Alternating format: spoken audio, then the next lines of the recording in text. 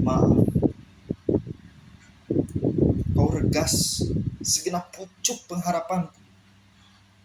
Kau patahkan. Kau minta maaf.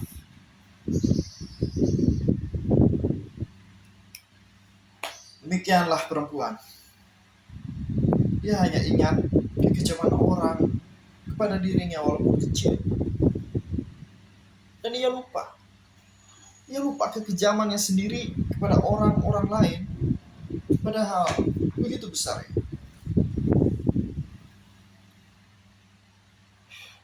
Lupakah kau? Siapakah di antara kita yang kejam? Bukankah kau yang berjanji kepada saya diusir oleh nenek mamamu? Karena saya asalnya tidak tentu. Orang hina dihina tidak tulen Minangkabau. Ketika itu kau antarkan saya ke simpang dari jalan. Kau berjanji akan menunggu kedatanganku berapapun lamanya. Tetapi kemudian kau berpaling ke yang lebih gagah. Kaya raya, berbangsa, beradat, berlembaga, berketurunan.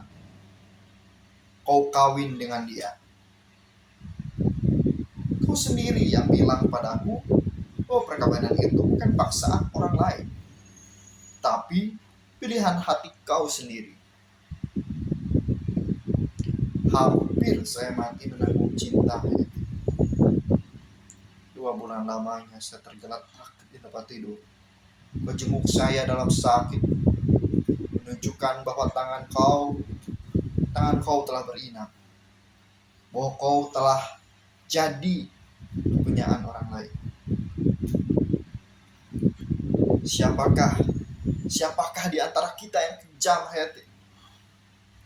Saya kirimkan surat-surat meratap, menghinakan diri, memohon dikasihani. Tiba-tiba kau balas saja surat itu dengan suatu balasan yang tak tersuruh dihitung, tak termakan di ayam.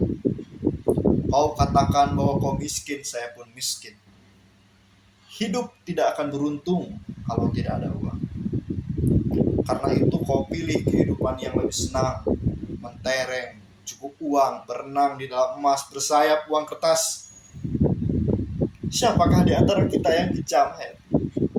Siapakah yang telah menghalangi seorang anak muda yang bercita-cita menambah pengetahuan hingga akhirnya terbuang jauh ke tanah Jawa ini, hilang kampung dan halamannya, sehingga dia menjadi seorang anak komedi yang tertawa di muka umum tetapi menangis di belakang layar. Tidak, Hayati, saya tidak kejam. Saya hanya menuruti katamu.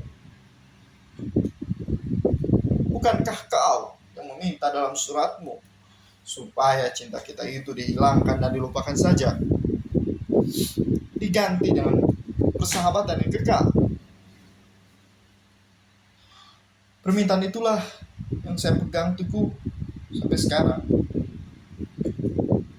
Kau bukan kecintaanku, bukan tunanganku, bukan istriku, tetapi janda dari orang lain.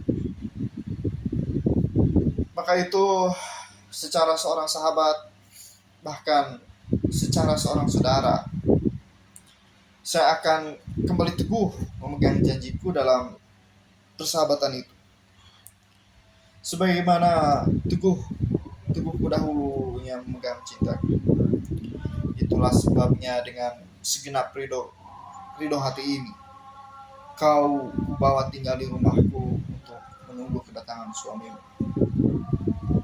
Tetapi kemudian bukan dirinya yang kembali pulang, tetapi surat cerai dan kabar yang mengerikan. Maka itu sebagai seorang sahabat pula kau akan kulepas pulang ke kampungmu, ke tanah asalmu, tanah Minangkabau yang kaya raya, yang beradat, berlembaga, yang tak lapuk di hujan, tak lekang di panas. Ongkos pulangmu akan saya beri, demikian pun uang yang kau perlukan. Dan kalau saya masih hidup, sebelum kau mendapat suami lagi, insya Allah kehidupanmu selama di kampung akan saya bantu. Tidak, pantang pantang pisang berbuah dua kali, pantang mudah makan sisa. Kau mesti pulang kembali ke Padang. Biarkan saya dalam keadaan begini. Jangan mau ditumpang hidup saya. Orang tidak tentu asal negeri Minangkabau beradat. Besok hari Senin ada kapal berangkat dari Surabaya menuju Tanjung Priuk terus ke Padang. Kapal Fatherwick. Kau menumpanglah dengan kapal itu pulang ke kampung.